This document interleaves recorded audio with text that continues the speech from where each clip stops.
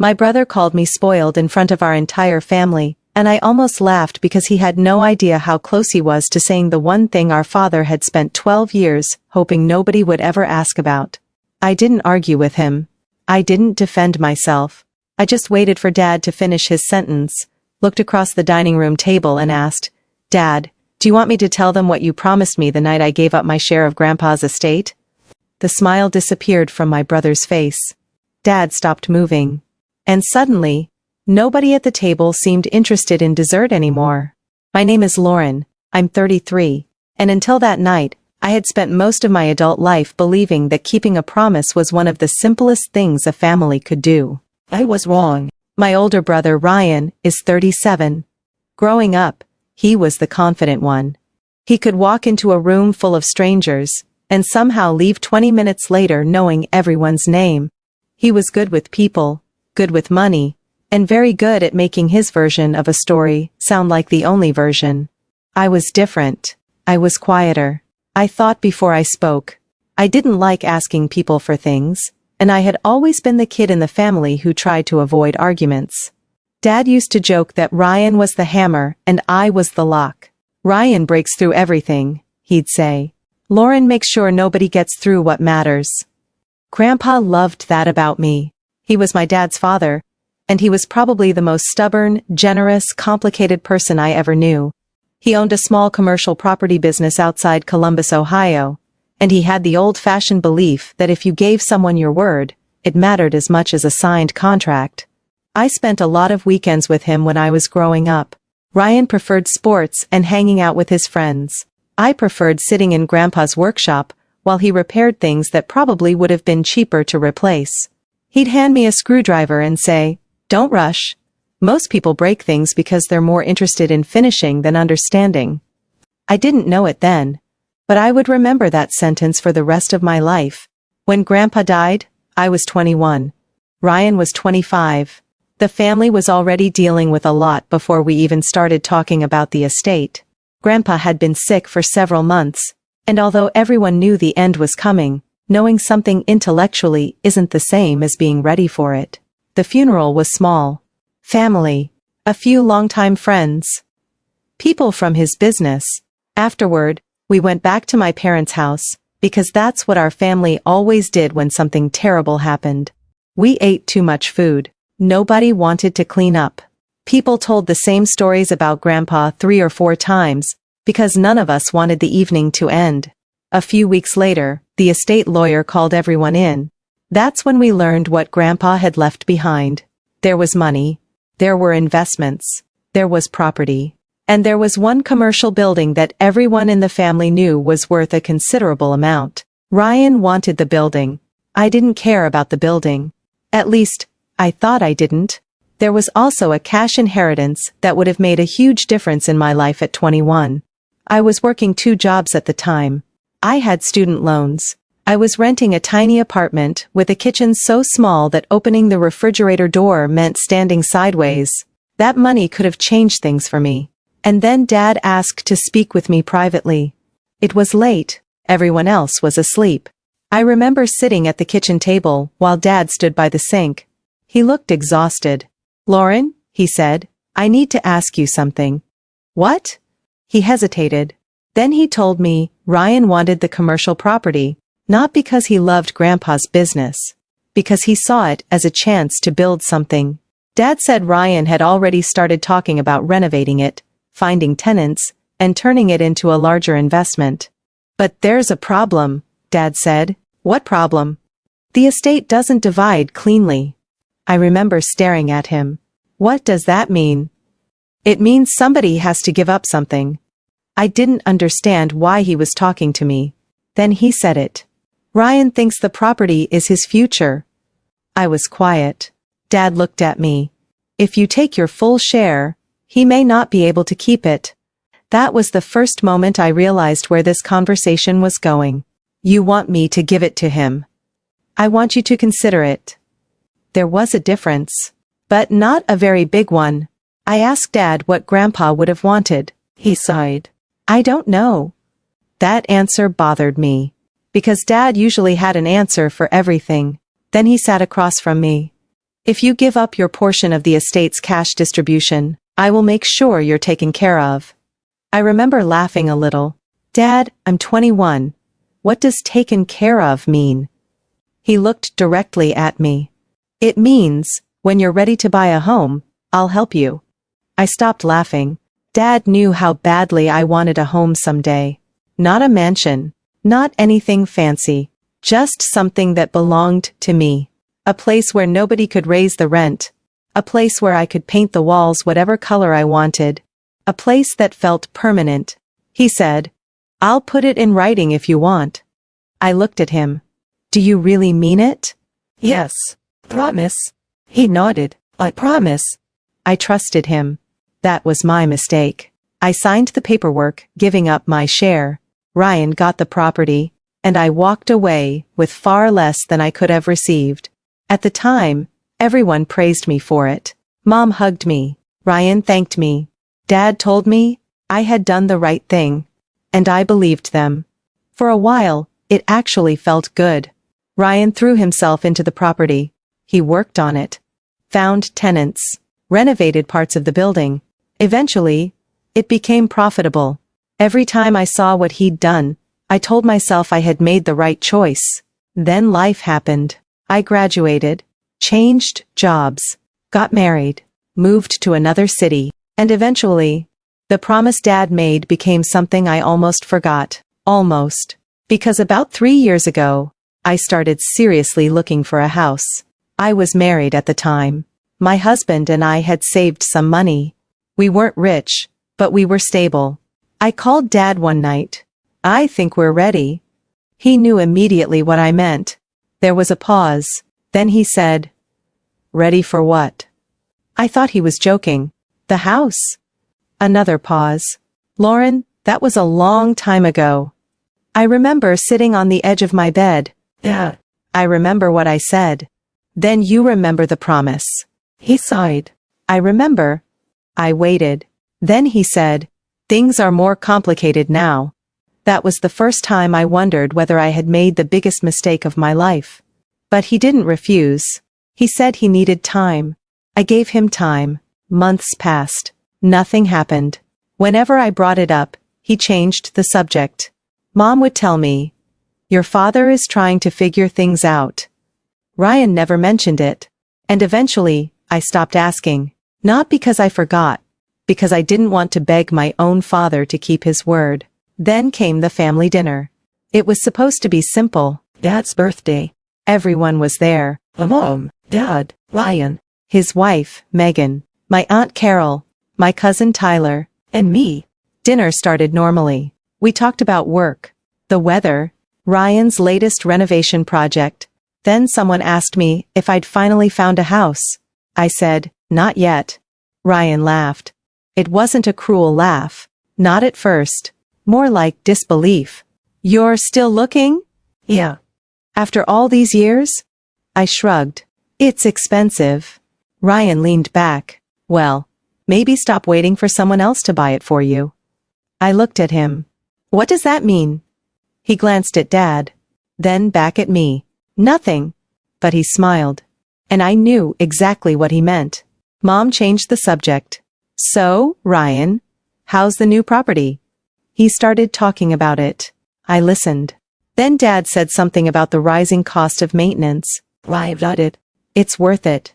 I've built something from what Grandpa left me. That sentence made my stomach tighten. What Grandpa left him. Not what Dad gave him. Not what we both inherited. What Grandpa left him. I said nothing. Ryan continued.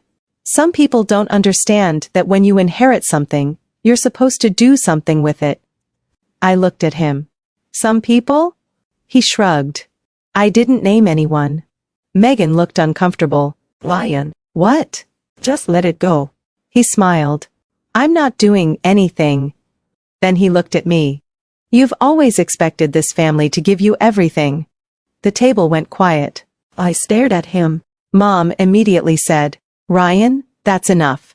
But Ryan wasn't finished. You got help with college. So did you, I said. You lived at home after graduation. So did you. You've always had Dad and Mom there whenever you needed something. I felt my face getting hot. And you haven't? He shook his head. No. I worked for what I have. That was when Dad finally spoke. Ryan. His voice was quiet. Ryan stopped, but I could see the satisfaction on his face. He believed he'd won something.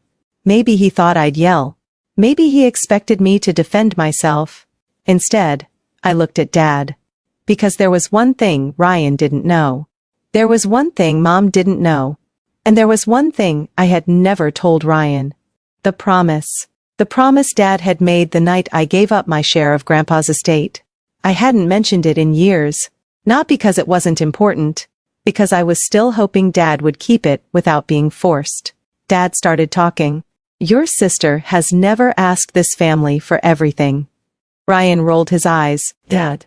No. Dad's tone stopped him. You're going to listen. I sat completely still. Dad looked at Ryan. You don't know what Lauren gave up. Ryan laughed softly. I know exactly what she gave up. She gave up part of an estate and got plenty of support anyway. Dad's face changed. Just slightly. But I saw it. He knew. He remembered. And suddenly, I wondered why he'd spent years pretending he didn't. Ryan continued. She made a choice. Yes, Dad said. She chose to walk away. Yes. So why does she still act like the family owes her? My heart started beating faster. Dad looked down at the table. Mom looked at me. And I realized something. Mom didn't know. At least, not the whole story. That scared me more than Ryan's accusation. I looked at Dad. Dad? He raised his eyes. I could see the question in them. Please don't. That's what his face said. Please don't do this here. But I had spent 12 years protecting him from a promise he had made to me. And suddenly, I was tired. Not angry, not even vindictive. Just tired. Ryan was still talking. She always does this, he said. She acts like she's the responsible one. But every time something goes wrong, she expects Dad to fix it. I looked at him. Then at Mom. Then at Dad. And I finally understood something. The promise wasn't just about a house anymore. It was about whether my father had ever meant what he said. I placed my fork down. The sound was tiny. But everyone heard it. Ryan stopped talking. I looked directly at Dad. Dad, I said quietly. Should I tell them what you promised me the night I gave up my share of Grandpa's estate? Nobody moved. Ryan's smile disappeared. Mom's eyes widened. Dad went completely still. For the first time that night, I wasn't the person being questioned. Everyone was looking at him. And Dad knew exactly what I was about to ask. For a few seconds, nobody moved. The dining room suddenly felt much smaller than it had 5 minutes earlier. The same room where we'd been passing mashed potatoes and arguing about whether the turkey was too dry, now felt like a courtroom. Ryan looked from me to Dad. Mom didn't say anything. Dad's hand was still resting beside his plate, but I could see his fingers tightening against the edge of the table. I swallowed. Did you promise me Grandpa's house? Dad closed his eyes for half a second. That was all the answer I needed. Ryan leaned back in his chair. Wait, what? I kept my eyes on Dad. The night Grandpa died, I said quietly. You told me that if I gave up my share of the estate, the house would be mine. You told me I wouldn't be walking away with nothing. Dad finally looked at me. I remember. Ryan gave a short, disbelieving laugh. You've got to be kidding me. I wish I were, I said. Mom looked at Dad. You promised her the house. Dad didn't answer immediately. That silence hurt more than if he'd simply said yes. Because for years I'd defended him. I told myself there had to be a reason. I told myself that Dad had never intentionally cheated me out of anything. I'd told myself that the promise was still there. But sitting at that table, listening to my brother accuse me of being spoiled while Dad sat quietly beside him, I realized something I hadn't wanted to admit. A promise doesn't mean much if the person who made it decides not to keep it. Ryan looked at me. So, that's what this is about? I frowned. What do you mean? You've been holding on to this all these years? I stared at him. I didn't bring it up tonight. You didn't have to. You just sat there looking offended while everyone talked about Grandpa's estate. I wasn't offended because I wanted more. Then why were you upset? Because you called me entitled. Ryan shook his head. I said you've always expected the family to give you everything. And I didn't argue with you. Because you think you're right? No, I said. Because I knew there was something you didn't know. The room went quiet again. Dad finally spoke. Lauren, I think we need to talk about this privately. I almost laughed. Privately? Please? No, Dad. My voice surprised even me. For years, I had been the daughter who avoided confrontation. I was the one who would say, "It's okay," even when it wasn't. I was the one who would leave an uncomfortable conversation rather than make everyone else uncomfortable. But I'd spent too many years carrying this. I gave up my inheritance because I trusted you, I said. I think everyone at this table deserves to hear why. Dad looked down. Mom reached across the table and put her hand over mine. I think she's right, she said. Dad looked at her. Linda, ew. Mom's voice wasn't loud. It didn't need to be. You've asked Lauren to keep this to herself for years. If you're going to explain it now. Ryan stared at our parents. Can someone please tell me what actually happened? Dad took a slow breath. It started the night your grandfather died. I remembered that night instantly. Grandpa's house had been full of people. Relatives had come and gone all evening, speaking in quiet voices, and making coffee nobody drank. I had been 25. Ryan was 29. And I remember standing in Grandpa's kitchen, staring through the window at the backyard. That house had always been my favorite place. It wasn't fancy. The floors creaked. The kitchen cabinets were old. The upstairs bathroom had a faucet that never quite stopped dripping. But it was Grandpa's. Every summer, I had spent weekends there. Every Thanksgiving, I'd sat at the same kitchen table. Every time life felt too complicated, Grandpa somehow made it simpler. He used to tell me, a house isn't valuable because of what it costs. It's valuable because of what happened inside it. After he died, the family had to decide what to do with it. And that was where everything changed. At the time, I hadn't wanted the house badly enough to fight for it. Ryan did. He wanted to keep it in the family, but he also wanted to sell it eventually, because he was dealing with financial problems of his own. I remember Dad telling us that Grandpa's estate would be divided fairly. I remember believing him. Then, 2 days before the estate paperwork was finalized, Dad pulled me aside. He took me into Grandpa's study and shut the door. I can still remember the smell of Grandpa's old leather chair. Dad looked exhausted. Lauren, I need to ask you something. What? Ryan really needs the money. I frowned. What kind of money? The inheritance. I remember staring at him. What about mine? Dad hesitated. That's what I'm asking you about. I didn't understand. He explained that Ryan was struggling with debts, and that selling or restructuring the estate would make things easier. I was angry at first, not because I wanted money, because I felt like everyone had already decided that Ryan's problems mattered more than mine. Dad saw the expression on my face. I know how this looks. Do you? Yes. Because it looks like you're asking me to give up my share so Ryan can have a better life. Dad didn't deny it.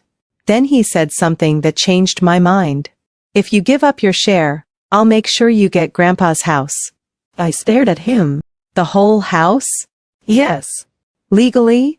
Yes. When? Dad looked away. As soon as the estate is settled. I should have asked more questions. I know that now. But I trusted my father. And I loved that house. So I signed the paperwork giving up my share. I didn't make a scene. I didn't tell Ryan what Dad had promised me. I didn't tell anyone. I thought I was making a sacrifice for my family, while still keeping the one thing that mattered most to me. Grandpa's house. What I didn't know was that the house was about to become much more complicated. Dad looked at me across the dining table. I never intended to break my promise. Then why don't I own the house? He rubbed his forehead. Because I couldn't transfer it. Why? Because of the estate. Ryan frowned. What does that mean? Dad looked at him. It means your grandfather left instructions concerning the property that we didn't fully understand at first. I felt my stomach tighten. What instructions? Dad didn't answer. Mom looked at him. Yeah, Dad sighed. There was a clause. What kind of clause? I asked. A condition involving the house. What condition? He hesitated again. Then Mom spoke. Let me get the file. Dad looked at her sharply. You still have it? Mom stood up. I kept everything. She walked out of the dining room. Ryan looked at Dad. You knew about this the whole time? Dad's face changed. I knew there was a problem. You told me Lauren gave up her inheritance because she wanted the house. I never told you that. You never told me anything. Ryan looked genuinely hurt. And for the first time that night, I realized he hadn't known either. He had spent years believing I had received some special arrangement from Dad. I had spent years believing Ryan knew more than he admitted. We had both been operating on incomplete information. Mom returned carrying a thin folder. She placed it on the table. I found this last year when I was cleaning out the filing cabinet. Dad stared at it. Why didn't you tell me? Because I read it. She looked directly at him. And I realized you hadn't been honest with either of the kids. Dad said nothing. Mom opened the folder. Inside were copies of Grandpa's estate documents. There was also a handwritten letter. My name was written across the front. My heart started beating faster. What's that? I asked. Mom handed it to me. It was addressed to you. I opened it carefully. The handwriting was unmistakable. Grandpa. I read the first few lines. Lauren, if you're reading this, then your father has already spoken to you about the house. I stopped. Ryan leaned closer. What does it say? I continued reading. Grandpa explained that he knew there would be disagreement about the property. He had anticipated that Ryan might want to sell it. He had also anticipated that Dad would try to keep the peace between us. But then I reached the part that made my hands shake. The house should not be sold. I looked up. Dad's face had gone pale. What else? Ryan asked. I read the next paragraph. Grandpa had placed the house into a family trust. Dad had been named trustee. The house wasn't supposed to become anyone's personal property immediately. Instead, it was supposed to remain in the family until certain conditions were met. One of those conditions involved me. I looked at Dad. You knew? He nodded. I knew. What conditions? Dad's voice was barely above a whisper. Grandpa wanted you to have the house eventually, but he wanted you to be financially independent first. I stared at him. That makes no sense. It does when you understand what he was trying to protect. Protect me from what? Dad looked at Ryan, then at Mom, then back at me. From us. Nobody spoke. Dad continued. Your grandfather was worried that the family would turn the house into another source of conflict. He knew Ryan wanted to sell it. He knew I wanted to keep everyone happy. And he knew you would probably give in just to avoid fighting. That sounded exactly like me. Too exactly. Grandpa had always known me better than I thought. Dad continued. He wanted you to have a place that nobody could take from you because of family pressure. I looked at the letter again. Then I noticed another line. Your father promised you the house because I asked him to. I looked up so quickly that my chair moved. What? Dad closed his eyes. I didn't make that promise on my own. What are you talking about? Your grandfather asked me to make it. Ryan looked stunned.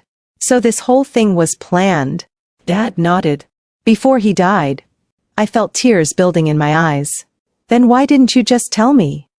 Because your grandfather didn't want you to make the decision based on the promise. I didn't understand. He wanted you to choose freely, Dad said. If you kept your inheritance, you kept it. If you gave it up, the house would eventually be yours. I stared at him. But I gave it up because you told me the house would be mine. I know. So I did make the decision based on the promise. Dad looked ashamed. Yes. Ryan leaned back. So Lauren sacrificed her inheritance, and Dad didn't even give her the house. Dad looked at him. I couldn't. Why? Dad swallowed. Because the trust required one more thing. I felt my chest tighten. What? Dad reached for the estate papers. The house couldn't be transferred until the family agreed on how it would be maintained. I blinked. Maintained? Taxes, repairs, insurance, everything. That sounds manageable. It wasn't. Dad shook his head. The roof needed major repairs, the foundation needed work. There were property taxes. The house was worth a lot on paper, but keeping it wasn't cheap. Ryan stared at him. So, you were worried she'd be stuck with a money pit? Yes. I looked at Dad. You could have told me. I know. Instead, you let me believe I was going to get it. I thought I was protecting you. I laughed bitterly. You don't get to decide what I'm capable of handling. Dad lowered his eyes. That sentence finally seemed to reach him. Mom put her hand on my shoulder. Your father made a mistake. Dad nodded. A big one. I looked at the letter again. There was one final page. I almost didn't want to read it. But I did. Grandpa had written that if I still wanted the house after understanding the cost and responsibility, it should be transferred to me. No conditions beyond that. No family vote. No Ryan's approval. No permission from my parents. It was mine to accept or refuse. And suddenly, I understood why Grandpa had done something else.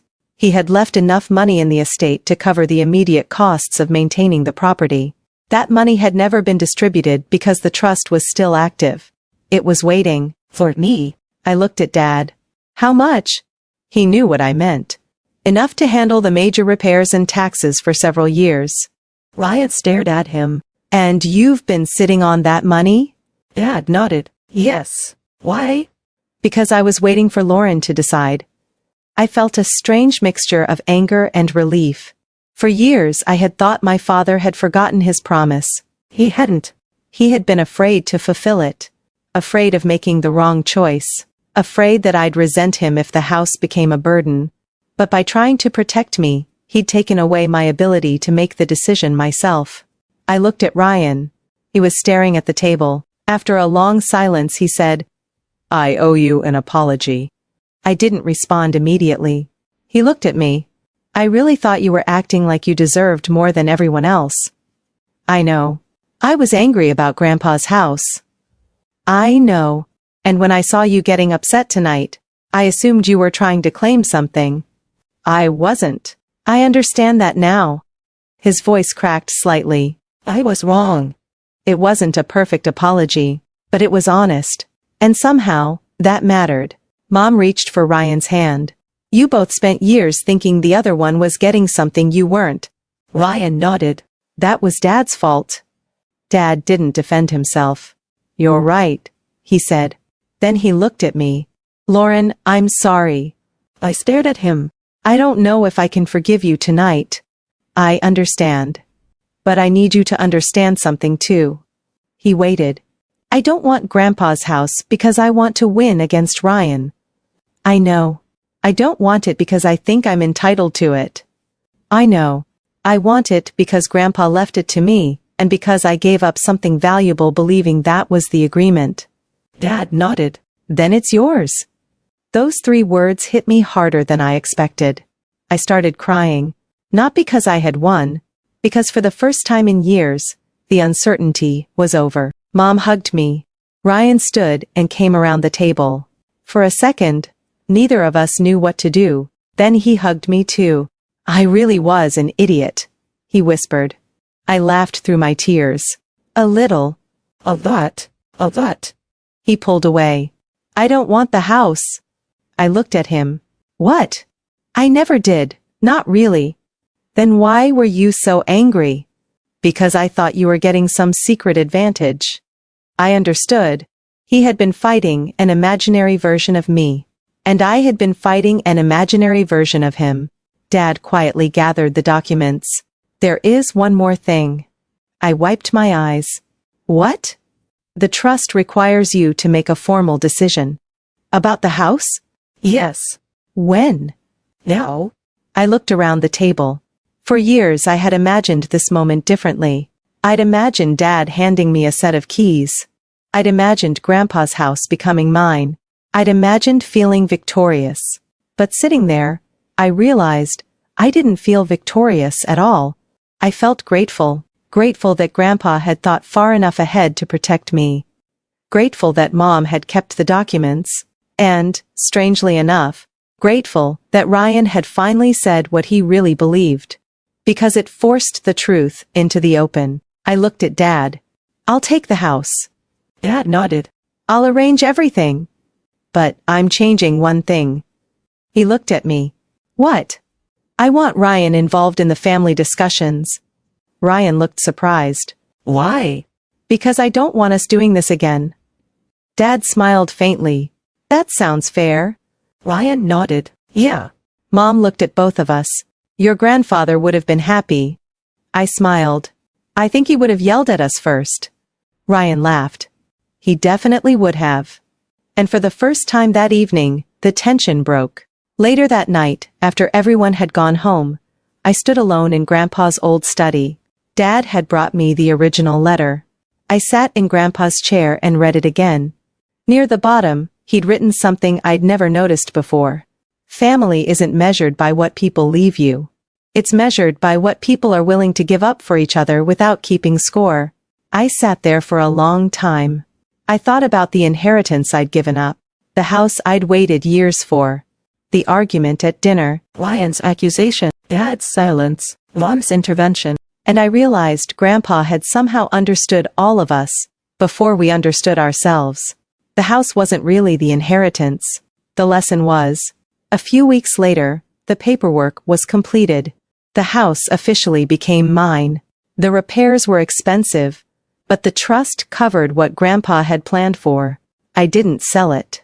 I couldn't. Instead, I started fixing it slowly. The kitchen stayed almost exactly the same. I kept Grandpa's old chair. I kept the little clock above the doorway that was always 5 minutes fast. And every once in a while, Ryan would come over to help with something. Our relationship wasn't magically perfect. We still argued.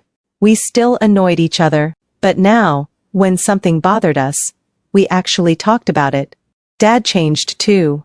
He stopped trying to solve everyone's problems without telling them what was happening. Sometimes I'd catch him explaining something to me, and he'd stop halfway through. "You're right," he'd say. "You should know the whole story." And I'd smile, because that was the apology I needed more than anything. My mother became the unofficial keeper of all the family documents. She joked that nobody was allowed to die without leaving her a clearly labeled folder. Even Dad laughed at that. As for me, I eventually stopped thinking of the house as something Dad had promised me. It became something Grandpa had trusted me with. And that difference mattered. Because the older I got, the more I realized that inheritance isn't really about money or property. It's about what the person who leaves it behind believes you'll do with it. Grandpa believed I'd protect the house. But more importantly, he believed I'd eventually learn to stand up for myself. For years I'd confused keeping the peace with being a good daughter. I'd confused giving things up with being generous. And I'd confused silence with forgiveness. I don't anymore. The night Ryan called me spoiled was painful. But if he hadn't said it, none of us might have finally confronted the truth. So, strangely enough, I'm glad he did. Because sometimes the worst family arguments aren't caused by greed. They're caused by people believing they know the whole story, when they only know half of it. Ryan thought I'd received something special. I thought he'd taken something from me. Dad thought keeping the secret would protect everyone. Mom knew that eventually, secrets like that don't protect families. They divide them. Grandpa knew it too. That's why he left me more than a house. He left me the courage to ask the question I'd been afraid to ask for years. And the next time someone tells me, I've always expected my family to give me everything, I won't argue. I'll just remember that sometimes the most valuable thing a family can give you isn't money, property, or an inheritance. It's the truth. And once you finally have the truth, you can decide for yourself what to do with everything else.